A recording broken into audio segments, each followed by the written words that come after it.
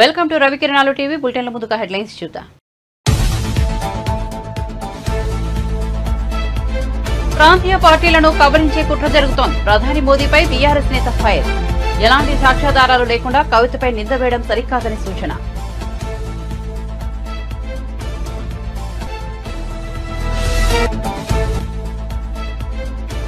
మేం అధికారంలోకి వస్తే సింగపూర్ తరహాలో మంగళగిరి అభివృద్ధి చేస్తామన్న లోకేష్. గుంటూరు ఎంపీ అభ్యర్థి పెమ్మసాని చంద్రశేఖర్తో కలిసి మంగళగిరి నియోజకవర్గంలో రెండో రోజు పర్యటన. జగన్ కు ప్రాణహాని ఉందని గతంలో డీజీపీ చెప్పారు. ఇప్పుడు బస్సు యాత్రకు ఎలా అనుమతిస్తారన్న టీడీపీ నేత ఆనం వెంకటరమణారెడ్డి. 5 ఏళ్లలో తొలిసారిగా జనంలోకి వస్తున్న జగన్ కు స్వాగతం అంటూ ఆనం వ్యంగ్యం.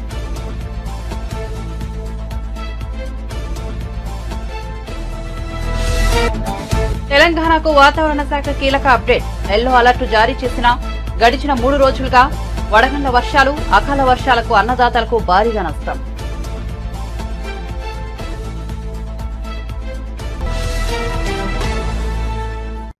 ఇక వార్త వివరాల్లోకి వెళ్తే, దేశంలో బీజేపీకి వ్యతిరేకంగా ఉన్న పార్టీలను ప్రధాని మోదీ దర్యాప్తు సంస్థలతో వేధిస్తున్నారని బీఆర్ఎస్ మాజీ ఎమ్మెల్యే గొంగిడి సునీత ఫైరయ్యారు. కేసీఆర్ను లొంగదీసుకోవడానికి ఆడబిడ్డ అని కూడా చూడకుండా లిక్కర్ కేసులో కవితను మోదీ అరెస్టు చేయించారని ఆరోపించారు. తెలంగాణ భవన్లో మంగళవారం ఆమె ఢిల్లీ లిక్కర్ స్కామ్ కేసులో కవిత అరెస్టుపై మీడియాతో మాట్లాడారు. ప్రధాని నరేంద్ర మోదీ చిల్లర రాజకీయాలు చేస్తున్నారని, ఓ గల్లీ నాయకుడిలా ఆయన ప్రవర్తన ఉందని మండిపడ్డారు. కుటుంబ పార్టీలు అవినీతిలో కూరుకుపోతున్నాయని మోడీ అంటున్నారు. లిక్కర్ కేసును బీఆర్ఎస్ కు ఆపాదిస్తున్నారు. ఎలాంటి సాక్ష్యాధారాలు లేకుండా మోడీ మా పార్టీపై నిందలు ఎలా వేస్తారని ఆమె నిప్పులు చెరిగారు. మోడీ తనకు నచ్చిన పార్టీలను ఒకలా, నచ్చని పార్టీలను మరోలా విమర్శిస్తారని ధ్వజమెత్తారు. కల్వకుంట్ల కవిత గారి అరెస్టుని తీవ్రంగా ఖండిస్తూ, ముఖ్యంగా చాలా ఆశ్చర్యపరిచే విషయాలు ఏంటంటే, ఒక గల్లీ నాయకుడు లేకపోతే ఒక రాష్ట్రంలో ఉన్న నాయకుడు మాట్లాడితే అతిశయోక్తి కాదు, కానీ నరేంద్ర మోడీ లాంటి ప్రధానమంత్రి మాటలు ఎట్లా ఉన్నాయంటే చాలా చిల్లర రాజకీయాలు చేస్తున్నారు. ఆయన దేశ ప్రధానిగా కాకుండా ఒక గల్లీ నాయకుడిగా మొన్న మాట్లాడడం విన్నాం, అందరం కూడా విన్నాం. మొన్న వారు హైదరాబాద్ తెలంగాణ రాష్ట్రానికి వచ్చిన రోజు వాళ్ళు మాట్లాడిన మాటలు, అన్ని రాష్ట్రాలలో కుటుంబ రాజకీయాలు ఉన్నాయి, ఈ కుటుంబ రాజకీయాలు చేస్తున్న ఆ ప్రాంతాలన్నీ కూడా ఆగమైపోతున్నాయి అని చెప్పి మాట్లాడుతూ ఉన్నారు. దాంట్లో భాగంగానే తెలంగాణ రాష్ట్రంలో కూడా అక్కడ ఆర్జేడీ చేసింది, బీహార్లో ఇంకొక దగ్గర ఇంకొక పార్టీ చేసింది, ఇంకో దగ్గర ఇంకో పార్టీ చేసింది అని మాట్లాడుకుంటూ తెలంగాణ రాష్ట్రాన్ని కూడా మరి ఆయన ఊటంకిస్తూ మాట్లాడిన మాట, లిక్కర్ స్కామ్లో ఈ ఫ్యామిలీ కూడా ఉంది అని చెప్పి వారు మాట్లాడారు. ఒక నరేంద్ర మోడీ మాట్లాడవలసిన మాటలేనా అని నేను అడుగుతా ఉన్నాను. ఒక ప్రధానమంత్రి ఎలాంటి సాక్ష్యాధారాలు లేకుండా నింద వేయడం అనేది ఒక ప్రధానమంత్రి స్థాయికి తగునా అని నేను అడుగుతా ఉన్నాను. నిండు సభలో, ఒక పబ్లిక్ మీటింగ్లో, దేశవ్యాప్తంగా మీడియా అంతా కూడా ఆయన ప్రసంగాన్ని చూస్తూ ఉంటుంది. అట్లాంటి వ్యక్తి, ఆ స్థాయిలో ఉన్న వ్యక్తి ఒక చిన్న విషయాన్ని ఆయన నోటి వెంట మాట్లాడుతున్నారంటే నరేంద్ర మోడీ గారి దిగజారుడుతనానికి ఇదే తార్కాణం. ఇంకా అంతకుమించి చెప్పాల్సిన అవసరం ఏం లేదు. కవిత గారికి ఏమైనా డబ్బులు ముట్టాయా, వాళ్ళ ఇంట్లో ఏమైనా డబ్బులు దొరికినాయా, ఆమె అకౌంట్లోకి ఏమైనా డబ్బులు వచ్చి పడ్డాయా, ఎక్కడన్నా సాక్ష్యాధారం ఉందా? ఇంతకుముందు సత్యవతి గారు చెప్పినట్టుగా రాష్ట్రాలు వాళ్ళ పాలసీలు వాళ్ళు చేసుకుంటూ ఉంటారు. కేంద్ర ప్రభుత్వం కూడా అనేక కొత్త పాలసీలు తీసుకొచ్చింది. ఆమ్ ఆద్మీ పార్టీ ఢిల్లీలోనే కాదు, పంజాబ్లో కూడా ఉంది. అదే ఆమ్ ఆద్మీ పార్టీ పంజాబ్లో కూడా మరి మద్యం పాలసీ తీసుకొచ్చింది, అది అమల్లో ఉన్నది. ఒక్క ఢిల్లీ విషయానికి వస్తే కేజ్రీవాల్ని ఇబ్బంది పెట్టాలనే ఆలోచనతో పాటు తనకు సహకరించని ప్రతిపక్షాలను ఎట్లయినా సరే లొంగ తీసుకోవాలి, వాళ్ళు పిడికిట్లో పట్టుకోవాలి, నా ఇష్టం ఉన్నట్టు రాచరికం చెయ్యాలనేది నరేంద్ర మోడీ గారి ఆలోచన సుస్పష్టం. గతంలో ఈ దేశాల్లో ఉన్న కాంగ్రెస్ ఏమో స్కాంగ్రెస్గా మారిపోయింది. ప్రతి దానికి స్కాములు. మరి ఈరోజు నరేంద్ర మోడీ గారు కార్పొరేట్ సంస్థలను సాధడానికి ఒక ఏజెంట్ లాగా పనిచేస్తుంది దేశంలో. భ్రష్టాచార్కు హటాయింగే అంటాడు. అసలు ఈ దేశాన్ని భ్రష్టు పట్టించిందే నరేంద్ర మోడీ. అప్పిలో ఊబిలోకి ఈ దేశాన్ని తీసుకుపోయిందే నరేంద్ర మోడీ. కార్పొరేట్ సంస్థలకు ఊతమిచ్చిందే నరేంద్ర మోడీ. కార్పొరేట్ సంస్థల అధినేతలకు ఈ దేశాన్ని దాటిపోవడానికి ఇక్కడున్న ఆర్థిక వ్యవస్థను దెబ్బతీయడానికి సహకరించిందే నరేంద్ర మోడీ. ఇప్పుడు నేను చెప్పిన మాటలలో ఏదైనా అసత్యం అయితే నేను దేనికైనా సిద్ధం. ఒక ప్రధానమంత్రి స్థాయిలో ఉన్న వ్యక్తి చెప్తున్న మాటలు చేస్తున్న చేష్టలు చాలా సిగ్గుచేటుగా అనిపిస్తున్నాయి. ఈ దేశ పౌరురాలుగా బాధపడతా ఉన్నాను. ఈడీల తెలంగాణలో గడిచిన 3 రోజులుగా వడగండ్ల వర్షాలు కురుస్తున్నాయి. పలు చోట్ల ఈదురుగాలులతో కూడిన వర్షాలు పడుతున్నాయి. అకాల వర్షాలకు అన్నదాతలకు భారీగా నష్టం కలుగుతోంది. మామిడి, జామ, మక్క, జొన్న తదితర పంటలకు భారీగా నష్టం కలిగిస్తున్నాయి. అయితే రాగల మరో 2 రోజులు రాష్ట్రంలో ఈదురుగాలులతో వర్షాలు కురిసే అవకాశం ఉందని హైదరాబాద్ వాతావరణ కేంద్రం వెల్లడించింది. ఈ మేరకు పలు జిల్లాలకు ఎల్లో అలర్ట్ను జారీ చేసింది. మంగళవారం నుంచి బుధవారం వరకు రాష్ట్రంలో తేలికపాటి నుంచి మోస్తారు వర్షాలు కురిసే అవకాశం ఉందని చెప్పింది. ఆదిలాబాద్, ఆసిఫాబాద్, మంచిర్యాల, నిర్మల్, నిజామాబాద్, జగిత్యాల, రాజన్న సిరిసిల్ల, కరీంనగర్, పెద్దపల్లి జిల్లాలో అక్కడక్కడ ఉరుములు, మెరుపులు, ఈదురుగాలులతో వర్షాలు కురిసే ఛాన్స్ ఉందని హైదరాబాద్ ప్రాంతీయ వాతావరణ కేంద్రం చెప్పింది. గంటకు కిలోమీటర్కు 30 నుంచి 40 కిలోమీటర్ల వేగంతో గాలులు వీచే అవకాశం ఉందని తెలిపింది. బుధవారం నుంచి గురువారం వరకు ఆదిలాబాద్, ఆసిఫాబాద్, మంచిర్యాల, నిర్మల్, నిజామాబాద్ జిల్లాలో ఉరుములు, మెరుపులతో వానలు పడే అవకాశం ఉందని పేర్కొంది. ముఖ్యమంత్రి జగన్మోహన్ రెడ్డి ఈ నెల 27 నుంచి బస్సు యాత్ర ప్రారంభిస్తారని ప్రభుత్వ సలహాదారు సజ్జల రామకృష్ణారెడ్డి అన్నారు. మంగళవారం మీడియాతో మాట్లాడుతూ సిద్ధం పేరుతో రాష్ట్రంలో 4 చోట్ల సభలు నిర్వహించామన్నారు. సీఎం జగన్ 20 ఏళ్ల పాటు జరగని అభివృద్ధిని చేశారన్నారు. మేనిఫెస్టోలో 99% హామీలు నెరవేర్చేశామని చెప్పుకొచ్చారు. సిద్ధం సభలతో జాతీయ స్థాయిలో అందరి దృష్టి రాష్ట్రంపై పడిందన్నారు. దానికి కొనసాగింపుగా మేము సిద్ధం, మా బూత్ సిద్ధం అని కార్యకర్తలు ప్రకటించారని తెలిపారు. దీనికి కొనసాగింపుగానే ఈ నెల 27 నుంచి సీఎం జగన్ ఇడుపులపై నుంచి బస్సు యాత్ర ప్రారంభిస్తారని ప్రకటించారు. సిద్ధం పేరుతో రాష్ట్రంలో 4 చోట్ల ఉత్తరాంధ్ర నుంచి ఇటు అనంతపురం జిల్లా వరకు నిర్వహించిన విషయం అందరికీ తెలిసిందే. ఈ 4 సభలు జరిగిన తీరు గాని లేదా అక్కడికి వచ్చిన లక్షలాది మంది వైఎస్ఆర్ కాంగ్రెస్ పార్టీ కార్యకర్తలు గాని మా అధినాయకుడు జగన్మోహన్ రెడ్డి గారికి అక్కడ పట్టిన నీరాజనాలు కానీ రెస్పాన్స్ కానీ ఇవన్నీ దేన్ని ప్రతిబింబిస్తున్నాయి అంటే చెప్పిన మాట మీద నిలబడి విశ్వసనీయతకు మారుపేరుగా గత 5 ఏళ్ల పాలనలో తొలిసారి అవకాశం ఇచ్చిన ప్రజలకు వాళ్లకు చేయాల్సిన సేవలో ఒక 20 ఏళ్ల పాటు కూడా జరగనంత అభివృద్ధిని కానీ సంక్షేమాన్ని కానీ ఈ రాష్ట్రానికి అందించి మేనిఫెస్టోలో 99% హామీలు పూర్తిగా చేసి మేనిఫెస్టోలకే కొత్త అర్థం ఇచ్చి ఇట్లా ఉండాలి ఒక రాజకీయ పార్టీ అంటే, ఇలా ఉండాలి ఒక మేనిఫెస్టో అంటే, ఇలా ఉండాలి ఒక నాయకుడు అంటే అని ఒక విలక్షణమైన కొత్త సంస్కృతికి భవిష్యత్ తరాలకు మార్గదర్శకంగా ఉండే నాయకత్వాన్ని కూడా ఇచ్చిన జగన్మోహన్ రెడ్డి గారు ఆయన నాయకత్వంలోని మా పార్టీ ఇప్పుడు ఎన్నికల షెడ్యూల్ వచ్చిన నేపథ్యంలో నెక్స్ట్ స్టెప్గా జగన్మోహన్ రెడ్డి గారు బస్ యాత్ర రాష్ట్రం ఈ కింది నుంచి ఇడుపులపాయ నుంచి ఉత్తరాంధ్ర వరకు నిర్వహించాలని తలపెట్టింది పార్టీ. ఒకవైపు రాష్ట్ర స్థాయిలో 4 చోట్ల దీని దిక్కులు పిక్కటలేలాగా దాని ప్రతిధ్వని వినపడింది సిద్ధం సభలది. జాతీయ స్థాయిలో కూడా అందరి దృష్టి ఈ వైపు మళ్లింది.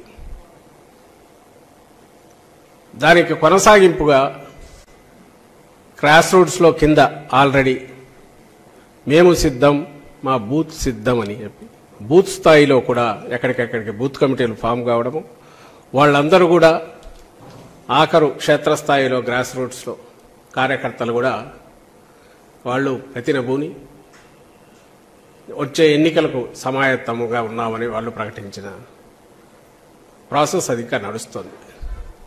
దీని కొనసాగింపుగానే ఈరోజు కొత్త కార్యక్రమం టేకప్ చేశాం. ఈ నెల 27 నుంచి గౌరవ ముఖ్యమంత్రి వైఎస్ఆర్ కాంగ్రెస్ పార్టీ అధ్యక్షులు జగన్మోహన్ రెడ్డి గారు ఇడుపులపాయ నుంచి బస్సు యాత్ర ప్రారంభిస్తారు.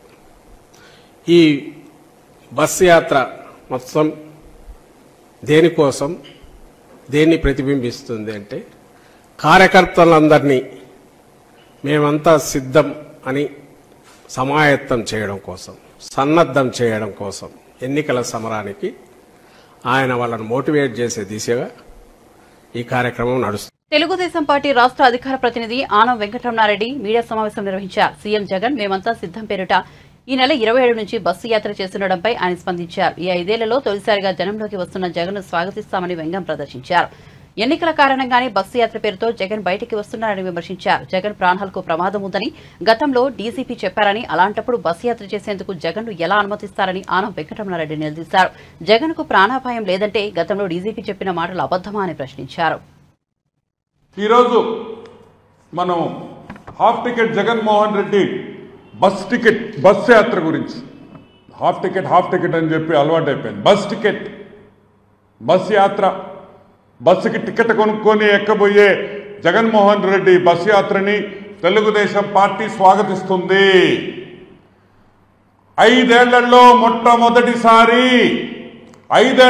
మొట్టమొదటిసారి జనాల్లోకి వస్తున్న జగన్మోహన్ రెడ్డిని తెలుగుదేశం పార్టీ స్వాగతిస్తుంది.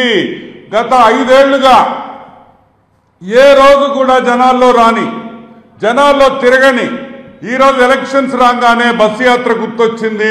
ప్రజల్లోకి వస్తున్న జగన్మోహన్ రెడ్డికి సుస్వాగతం, స్వాగతం, సుస్వాగతం. ఈరోజు కొన్ని ప్రశ్నలు ఉన్నాయి. ఆయన బస్సులో వచ్చినా హెలికాప్టర్లో వచ్చినా మాకేం పెద్ద ఫరక్ పడదు, మాకేం పెద్ద తేడా లేదు. కానీ మాకు కొన్ని అనుమానాలు ఉన్నాయి. మీకు అందరికీ తెలుసు ఏమని, 3 నెలల ముందర డీజీపీ గారు ఒక స్టేట్మెంట్ ఇచ్చారు ఇంటెలిజెన్స్. ఏమని, జగన్మోహన్ రెడ్డి కుటుంబం మీద సెక్యూరిటీ ప్రాబ్లం ఉంది, అతని మీద థ్రెట్ ఉంది. కాబట్టి అతని చుట్టూ ఉండే పోలీసు బలగాల్ని పెంచుతున్నాం, ఎస్పీజీ లాంటి సెక్యూరిటీని పెంచుతున్నాం. వైఎస్ కుటుంబానికి ప్రపంచంలో ఎక్కడున్నా సరే వాళ్ళకి ఆంధ్ర రాష్ట్ర పోలీసు వాళ్ళకి భద్రత కల్పించాలి. ఎందుకంటే కుక్కలు, పిల్లులు, పందుల నుంచి వాళ్ళకి విపరీతమైన థ్రెట్ ఉంది జగన్మోహన్ రెడ్డికి అనే ఒక అసెస్మెంట్తో, ఇంటెలిజెన్స్ వాళ్ళు ఇచ్చిన అసెస్మెంట్తో, ఇంటెలిజెన్స్ డిపార్ట్మెంట్ ఇచ్చిన నోటుతో ఈ పందులు, కుక్కలు, పిల్లుల దగ్గర నుంచి అతనికి విపరీతంగా సెక్యూరిటీ ఉంది. కాబట్టి 2 హెలికాప్టర్లు ఒక్కటి సరిపోదు, 2 హెలికాప్టర్లు కావాలా అని అన్నారు. సరే, మోడీ గారు 3 హెలికాప్టర్లో వస్తారు కాబట్టి నేనేమి తక్కువ, నాకేమి తక్కువ, మోడీ కన్నా నేను పెద్దోడిని అనే టైప్లో ఆయన 2 హెలికాప్టర్లు తెప్పించుకున్నాడు. ఓకే, దానికి కూడా మేమేం అంటాంలే. ఈరోజు ఈ బస్సు యాత్ర డీజీపీ గారు ఎలా ఒప్పుకుంటున్నారు? Simple point. ఈరోజు మొన్న వరకు ఉన్న సెక్యూరిటీ ఇష్యూస్, మొన్న వరకు సెక్యూరిటీ ఆయన జీవితం మీద ఒక థ్రెట్ ఉంది, ఆయన జీవితానికే ముప్పు ఉంది, పెను ముప్పు ఉందని చెప్పిన డీజీపీ గారు ఈరోజు ఏ విధంగా ఆయన్ని బస్సులో పోనిస్తారు అని మేము అడుగుతున్నాం. ఏమి ఇప్పుడు థ్రెట్ లేదా అని అడుగుతున్నాం. థ్రెట్ ఉందా లేదా? లేదు. పోలీస్ వర్గాలు, ఇంటెలిజెన్స్ డిపార్ట్మెంట్, డీజీపీ వాళ్ళు అబద్ధాలు చెప్పారా? ఎందుకు చెప్పాల్సి వచ్చింది? ఇప్పుడు నేను అడుగుతున్నా, ఎక్కడికి పోయినా హెలికాప్టర్లో పోయాడు. ఏ మీటింగ్కి, ఏ ఊరికి 5 కిలోమీటర్లు 6 కిలోమీటర్లకు కూడా ఆయన ఏ రోజు కూడా వెహికల్ ఎక్కల. ఆయన హెలికాప్టర్లో పోయాడు, హెలికాప్టర్లో వచ్చాడు. గవర్నమెంట్ ఖర్చు, ఇబ్బందిలా. ఈ హెలికాప్టర్ నుంచి మీటింగ్ దగ్గరికి పోయేదానికి బ్యారికేడ్లు కట్టారు, చెట్లు కొట్టేశారు, పరదాలు కట్టారు, ఎవరికి కనిపించకుండా, అంటే కుక్కలు, పిల్లులు రాకుండా పరదాలు గిరదాలు కట్టి తీసుకోబోయారు. ఈరోజు బస్సు యాత్రలో ఆయన చేయబోయే బస్సు యాత్ర ఆల్మోస్ట్ ఒక 2000, 1500, 2000 కిలోమీటర్లు ఉంటుంది. ఈ 2000 కిలోమీటర్లకి బ్యారికేడ్లు ఖర్చు ఎవరిది? మొత్తం బ్యారికేడ్లు కట్టాలా? ఎందుకంటే సెక్యూరిటీ ప్రాబ్లం. పరదాలు కట్టాలి. ఈ 2000 కిలోమీటర్లో ఒక్క చెట్టు కూడా ఉండకూడదు. ఎందుకంటే సెక్యూరిటీ ప్రాబ్లం, చెట్లన్నీ కొట్టియాలి. సో హైవేలో ఒక చెట్టు కూడా ఉండదు. ఆయన హైవే ఎక్కడెక్కుతాడో అక్కడ చెట్టు ఉండదు. ఊర్లో ఎక్కడ పోతాడో, ఏ పల్లెకి పోతాడో, ఏ టౌన్కి పోతాడో అక్కడ ఒక చెట్టు ఉండకూడదు. బ్యారికేడ్లు కట్టాలి. ఈ ఖర్చు ఇప్పుడు ఎవరు భరిస్తారు? గవర్నమెంట్, ఆంధ్ర ఏపీ గవర్నమెంట్ ఈ ఖర్చు భరిస్తుందా? అభివృద్ధి వనరుల ద్వారా సంక్షేమం అందించడమే తమ ఎజెండా అని టీడీపీ జాతీయ ప్రధాన కార్యదర్శి నారా లోకేష్ స్పష్టం చేశారు. ఉద్యోగాల కల్పన ద్వారా రాష్ట్ర ఆదాయాన్ని రెట్టింపు చేస్తామన్నారు. గుంటూరు ఎంపీ అభ్యర్థి పెన్మాసాని చంద్రశేఖర్తో కలిసి మంగళగిరి నియోజకవర్గంలో 2 రోజులు లోకేష్ పర్యటించారు. తాము అధికారంలోకి రాగానే సింగపూర్ తరహాలో మంగళగిరిని అభివృద్ధి చేస్తామని హామీ ఇచ్చారు. Hyderabad success is the entire ecosystem. Babu గారు అందుకే ఆనాడు చాలా స్పష్టంగా ఒక్కొక్క ప్రాంతానికి ఒక్కొక్క ప్రాధాన్యత ఇచ్చారు. ఒక ఉదాహరణ అనంతపూర్కి ఆటోమోటివ్ ట్రస్ట్. సో కియా వల్ల మొత్తం ఎకోసిస్టమ్ వచ్చింది. ఈ ప్రభుత్వం కానీ కొంచెం ఆ పాలసీస్ కొనసాగించుంటే ఇంకో 3-4 కంపెనీలు వచ్చాయి, ఆటోమోటివ్ కంపెనీస్. అనంతపూర్ కియా ఒక్క సంస్థ వల్ల తలసరి ఆదాయం దాదాపు 30 నుంచి 40 వేల రూపాయలు పెరిగిపోయింది. One of the lowest per capita income district became mid-tier because of one company. చిత్తూరుకు వచ్చిన కూడా మొత్తం ఎకోసిస్టమ్ తీసుకొచ్చాం. లిటరలీ సెల్ ఫోన్ తీసుకుంటే బాక్స్ నుంచి, కార్డ్బోర్డ్ బాక్స్ నుంచి manual, phone button, screen, battery, camera అన్ని మాడ్యూల్స్ నిర్మించాం. ఆ మొత్తం ఎకోసిస్టమ్ విత్ 100 కిలోమీటర్స్ తీసుకొస్తేనే సక్సెస్ ఉంది. As far as IP, it is a fact that trust area will be rising. There is no second part. But at the same time, మీకు ఇక్కడ మంగళగిరికి వచ్చిన Amaravati second state మంగళగిరికి వచ్చిన నేను ఆలోచించేది ఇక్కడ స్వర్ణకారులు ఎక్కువ ఉన్నారు, గోల్డ్ స్టూడెంట్స్. ఇన్ఫాక్ట్ ఎక్కువ శాతం పద్మశాలిలో మగ్గాలు పెట్టారు, అందరూ స్వర్ణకారులు. దాదాపు 30,000 మంది ఆ వృత్తిపైన ఆధారం ఉన్నారు. ఎట్లయితే టాటాతో ఒప్పందం కుదిరించుకుని కళ్యాణాన్ని తీసుకొచ్చారో, I now want to bring all retail manufacturers of gold, అంటే జాలి కలెక్షన్ అందరూ తీసుకొచ్చి ఒక గోల్డ్ SEZ చేసి ఇక్కడ we want to completely create world class jewelry and fast fashion jewelry కలగడం మొదలు. ఇప్పుడు మీరు ల్యాబ్ గ్రోన్ డైమండ్స్ తెలుసా? వైసీపీపై ప్రజల్లో ఉన్న వ్యతిరేకతను ఎమ్మెల్యేలకు ఆపాదిస్తూ వారిని సీఎం జగన్ పక్కన పెట్టిన విషయం తెలిసిందే. దీంతో వైసీపీ అధిష్టానం తీరును విమర్శిస్తూ పలువురు ఎంపీలు, ఎమ్మెల్యేలు ఆ పార్టీని వీడారు. అంతేకాకుండా మరికొంతమంది వైసీపీ అవినీతి పాలనకు వ్యతిరేకంగా పార్టీ నుంచి బయటకు వచ్చారు. తాజాగా Nandikotkur YCP MLA Arthur Congress పార్టీలో చేరారు. అధికార పార్టీని వీడి కాంగ్రెస్ లోకి మారారు. ఏపీపీసీసీ అధ్యక్షులు వైఎస్ షర్మిలారెడ్డి సమక్షంలో ఆయన కాంగ్రెస్ పార్టీలో చేరారు. కండువా కప్పి ఆయన కాంగ్రెస్ పార్టీలోకి షర్మిల ఆహ్వానించారు. నందికొట్కూరు అసెంబ్లీ నియోజకవర్గం నుంచి టికెట్ వైసీపీ అధిష్టానం టికెట్ కేటాయించకపోవడంతో ఆయన ఆగ్రహంగా ఉన్నారు. ఏపీలో ఎన్నికల కోడ్ అమల్లో ఉన్న సంగతి తెలిసిందే. అయితే కోడ్ అమల్లో ఉన్న సమయంలో 10వ తరగతి విద్యార్థులకు తన ఫోటోలతో ఉన్న రైటింగ్ ప్యాడ్లు పంపిణీ చేశారు. పలమనేరు వైసీపీ ఎమ్మెల్యే ఎన్ వెంకటగౌడ చిక్కుల్లో పడ్డారు. ఆయనపై ఎన్నికల సంఘం ఆగ్రహం వ్యక్తం చేసింది. వెంకటగౌడ ఎన్నికల నియమావళి ఉల్లంఘించారంటూ ఈసీ చర్యలకు దిగింది. ఎమ్మెల్యే ఫోటోలతో ఉన్న ప్యాడ్లతో విద్యార్థులు పరీక్షలకు హాజరు కావడాన్ని పలమనేరు నియోజకవర్గంలోని పలు మండలాల్లో ఎగ్జామినర్లు గమనించారు. దీనిపై వారు పలమనేరు ఆర్డీఓ మనోజ్ రెడ్డికి సమాచారం అందించారు. దాంతో ఆర్డీఓ పలమనేరు ఎమ్మెల్యేపై వీకోట పోలీసులకు ఫిర్యాదు చేయగా కేసు నమోదైంది. ఈ క్రమంలో అధికారులు పలమనేరు ఎమ్మెల్యే వెంకటగౌడ్కు షోకాస్ నోటీసులు అందించారు.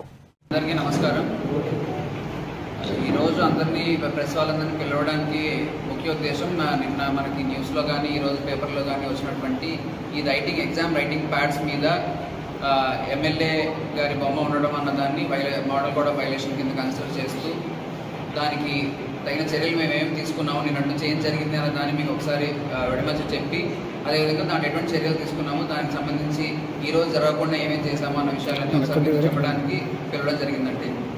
ఒకటి, నిన్న మార్నింగ్ స్కూల్స్లో ఎగ్జామ్స్ జరుగుతూ ఉన్నప్పుడు 10th క్లాస్ ఎగ్జామ్స్ జరుగుతూ ఉన్నాయి తెలిసిందే. మన దగ్గర 22 సెంటర్స్ ఉన్నాయి పలమనేరు మొత్తం కాన్స్టిట్యున్సీలో.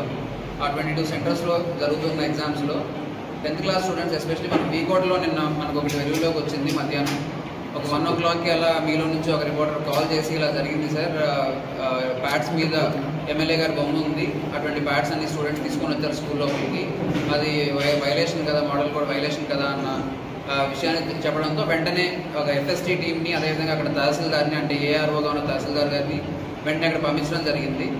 కాకపోతే అది ఇన్ఫర్మేషన్ మాకు వచ్చింది 1 o'clockకి రావడం వల్ల మేము వెళ్ళిన టైంకి ఎగ్జామ్ అయిపోయింది, పిల్లలందరూ వెళ్ళిపోయి ఉన్నారు.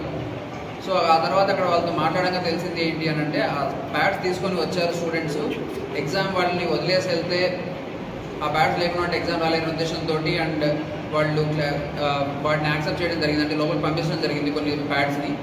ఆ తర్వాత వచ్చి వాటిని సీజ్ చేద్దామన్నా వాటిని ఏదైనా వాడకుండా చేద్దాం అనుకున్నా సరే అది కుదరకుండా వాళ్ళు ఆ టైంకి వాళ్ళు వెళ్ళిపోయి ఉన్నారు. మనం 1 o'clock తెలిసింది, మనం 1:30 కల్లా అక్కడ వెళ్ళారు మన స్టాఫ్, ఫ్లయింగ్ స్క్వాడ్ వాళ్ళు కానీ, ఎంసీసీ టీమ్స్ కానీ, తహసీల్దార్ కానీ వెళ్ళి ఆల్ 6 సెంటర్స్ ఉంటే మీకోట్లో అన్ని సెంటర్స్లోనూ తిరిగారు.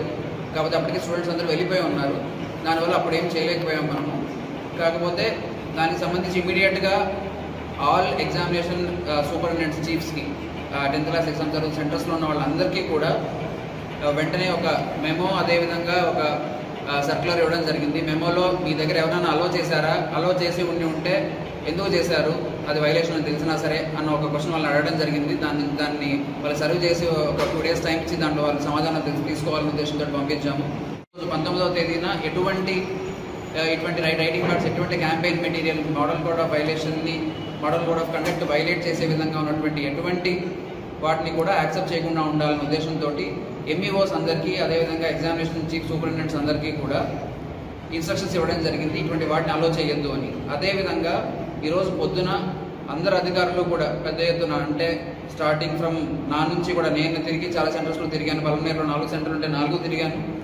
దాంతోపాటు అంటే పల్మనేరు అర్బన్లో 4 ఉన్నాయంటే ఆ 4 తిరిగాను. అదేవిధంగా అన్ని సెంటర్స్లో కూడా రూరల్ కానీ, పెద్ద పంజాని కానీ, గంగవరం కానీ, వీకోట కానీ, బైరెడ్డిపల్లి కానీ అన్ని చోట్ల ఉన్నటువంటి సెంటర్స్లో తహసీల్దార్సు, ఎంపీడీఓస్, ఈఓబీఆర్టీస్, ఈ ఫ్లయింగ్ స్క్వాడ్ టీమ్స్లో ఉన్న డీటీస్, వీఆర్ఓస్, ప్రతి సెంటర్ దగ్గర 2 వీఆర్ఓస్, అదేవిధంగా అర్బన్ ఏరియాస్లో మున్సిపల్ స్టాఫ్, ప్రతి చోట కూడా పెద్ద ఎత్తున మినిమం ఒక 4-5 మంది అన్న ప్రతి ఒక్క సెంటర్ దగ్గర చెక్ చేయడం అనేది జరిగింది, నార్మల్ సెక్యూరిటీ స్టాఫ్ కాకుండా. అదేవిధంగా డిఎస్పీ గారి కోఆర్డినేషన్ తోటి పోలీసులను అక్కడ పంపించడం జరిగింది. అక్కడ వాళ్ళు కూడా చెక్ చేయడం జరిగింది, వాళ్ళకి కూడా ఇన్ఫర్మేషన్ వెళ్ళింది, ఎవరైతే అక్కడ సెక్యూరిటీ ఉంటారో ఎవ్రీడే వాళ్ళందరికీ కూడా ఇన్ఫర్మేషన్ వెళ్ళింది. అందరూ కూడా చెక్ చేశారు. చెక్ చేసి కొన్ని ప్యాడ్స్ అని మళ్ళీ తీసుకొని వచ్చారు పిల్లలు, వాళ్ళకి తెలియకపోవడం వల్ల తీసుకొని వచ్చారు, ఏదో ఒక కారణం వల్ల తీసుకొని వచ్చారు. వచ్చిన వాటి అన్నింటినీ కూడా మేము అక్కడ సెంటర్స్ స్టార్టింగ్లోనే వాటన్నింటినీ కూడా ఆపేసి చేసుకున్నాం. మీరు చూస్తున్నారు అవి ప్యాడ్స్ అన్ని కూడా వాటిని ఇంకా. తాను బీజేపీలోకి చేరుతున్నట్లు వస్తున్న వార్తలపై బీఆర్ఎస్ నేత మాజీ మంత్రి శ్రీనివాస్ గౌడ్ మండిపడ్డారు. తాను బీజేపీలో చేరుతున్నానడం అవాస్తవమని స్పష్టం చేశారు. గుడికి వెళ్తే బీజేపీలో చేరినట్ట అని ప్రశ్నించారు. తానేంటో బీఆర్ఎస్ నాయకులు, కార్యకర్తలకు తెలుసునన్నారు. కొందరు కోడిగుడ్డు మీద ఈకలు పీకుతున్నారని ఆగ్రహం వ్యక్తం చేశారు. తప్పుడు ప్రచారం చేస్తే పరువు నష్టం దావా వేస్తానని హెచ్చరించారు. హైదరాబాద్లోని తెలంగాణ భవన్లో మంగళవారం ఆయన మీడియాతో మాట్లాడారు. బహుజనుల పార్టీగా దళిత బహుజనులే కాకుండా అగ్రవర్గంలో ఉంటున్న పేదలకు ఒక పేదల పార్టీగా పేరు పొందినటువంటి పార్టీ కనుకనే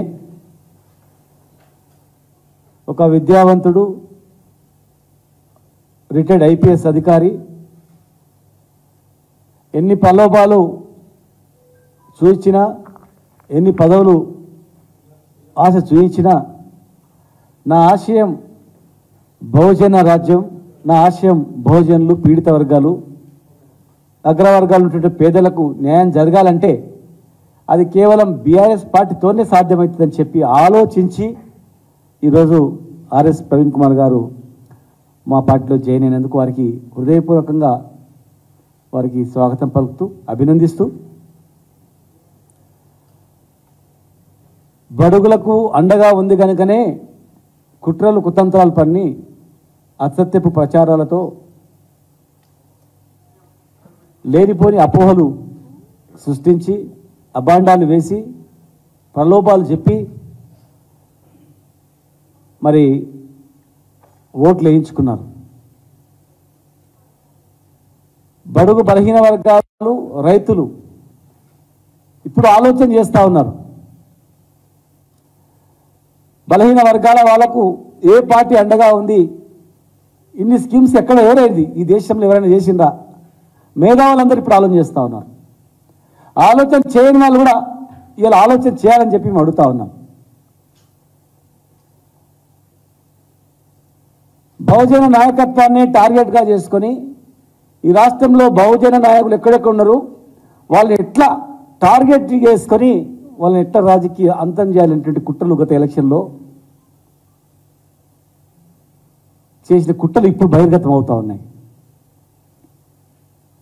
వారిని బహుజన నాయకత్వాన్నే టార్గెట్గా చేసి వాళ్ళని ఓడించాలి, ఎట్టి పరిస్థితుల్లో ఓడించి వాళ్ళ కళ్ళతో వాళ్ళ చేతులతోనే వాళ్ళ కళ్ళు పొడిచి వాళ్ళ చేతులతోనే వాళ్ళతోనే అసత్య ప్రచారాలు చేసి మరి వీళ్ళు రాజకీయంగా ఎదిగితే ముందే ఆ పార్టీ బహుజనులకు అండగా ఉంది. ఇలాంటి నాయకులు ఎదిగితే మా మనగడలు సాగవనేటువంటి కొంతమంది నాయకుల వల్ల కొంతమంది నాయకులు మూకుమ్మడిగా రాష్ట్రంలో ఒక వర్గం మూకుమ్మడిగా ఆలోచించి మరి గత ఎలక్షన్లో చేసినటువంటి కుట్రలు ఇప్పుడిప్పుడే బహిర్గతం అవుతా ఉన్నాయి. 3 నెలల్లో ఎంతమంది బహుజనుల మీద దాడులు జరుగుతూ ఉన్నాయి, బహుజన నాయకుల మీద దాడులు జరుగుతూ ఉన్నాయి. సోషల్ మీడియా ద్వారా, పోలీసుల ద్వారా, నాయకుల ద్వారా ఎన్నో రకాలుగా అవమానపరుస్తూ భయభ్రాంతులకు గురి చేస్తూ భయపెడుతూ ఈరోజు జరుగుతూ ఉంది. కేసీఆర్ మాత్రమే తెలంగాణ పుట్టుకనే డాక్టర్ బాబాసాహెబ్ అంబేద్కర్ ఆర్టికల్ 3లో తెలంగాణ రాష్ట్రం ఏర్పాటు కావాలని చెప్పినందుకే దాన్ని ఎజెండాగా తీసుకొని ఇలా మా నాయకుడు ఉద్యమాన్ని నడిపించిండు, రాష్ట్రాన్ని తెచ్చిండు. తెచ్చిన రాష్ట్రంలో లోతుగా విశ్లేషిస్తే పేద రైతుల నుంచి మొదలుకుంటే ఈ దేశంలో అత్యంత పీడిత వర్గాలైనటువంటి ఈ వర్గాలు ఆర్థికంగా సామాజికంగా ఎదగాలి, రాజకీయంగా ఎదగాలని చెప్పి ఎన్నో రిజర్వేషన్ మార్కెట్ యార్డ్ నుంచి మొదలుకుంటే నామినేటెడ్ పోస్టుల నుంచి మొదలుకుంటే ఎన్నో రిజర్వేషన్లు కల్పించి రాజకీయ భవిష్యత్ political power is master key అనేటువంటి అంబేద్కర్ సూచనల ప్రకారం మరి ఆ పొలిటికల్ కీ వైపు నడిపించిందే బీఆర్ఎస్ పార్టీ, కేసీఆర్ గారు. మరి ఈరోజు మీరందరూ రాజకీయ పరిస్థితి మీరు చూస్తూ ఉన్నారు, రాజకీయ నాయకుల పరిస్థితి మీరు చూస్తూ ఉన్నారు. మా పార్టీలో లబ్ధి పొందినటువంటి వాళ్ళ పరిస్థితి మీకు తెలుసు. మీడియాకు మిమ్మల్ని కన్నుగప్పి ఎవరేం చేయలేరు. వాస్తవాలు నిజమైనటువంటి మీడియా ప్రతినిధులకు తెలుసు. మేము మీడియా అని చెప్పుకునేటువంటి కొంతమంది సోషల్ మీడియాలో గురించి మాట్లాడారు, అందులో కూడా మంచి వాళ్ళు ఉన్నారు. సోషల్ మీడియాలో కూడా నీతి నిజాయితీతో జర్నలిజాన్ని నమ్ముకొని ఒక మంచి సందేశాన్ని ఇచ్చేటువంటి వాళ్ళు కూడా ఉన్నారు. కానీ కొంతమంది ఆ ముసుగులో చేరినటువంటి వాళ్ళు కూడా ఉన్నారు. దాన్ని ఛేదించేది మరి జర్నలిస్ట్. బులెటిన్ ముగించే ముందు హెడ్లైన్స్ మరోసారి చూద్దాం.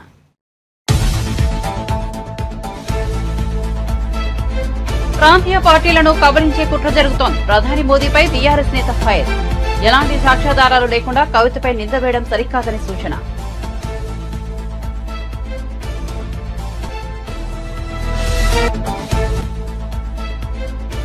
మేం అధికారంలోకి వస్తే సింగపూర్ తరహాలో మంగళగిరి అభివృద్ధి చేస్తామన్న లోకేష్. గుంటూరు ఎంపీ అభ్యర్థి పెమ్మసాని చంద్రశేఖర్తో కలిసి మంగళగిరి నియోజకవర్గంలో 2వ రోజు పర్యటన. జగన్ కు ప్రాణహాని ఉందని గతంలో డీజీపీ చెప్పారు. ఇప్పుడు బస్సు యాత్రకు ఎలా అనుమతిస్తారన్న టీడీపీ నేత ఆనం వెంకటరమణారెడ్డి. 5 ఏళ్లలో తొలిసారిగా జనంలోకి వస్తున్న జగన్ కు స్వాగతం అంటూ ఆనం వ్యంగ్యం.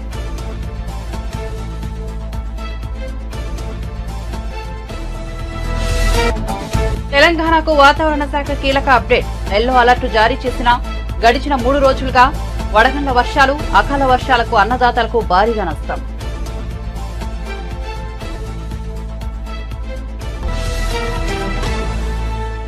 మరిన్ని అప్డేట్స్ కోసం చూస్తూనే ఉండండి రవికిరణాలు టీవీ.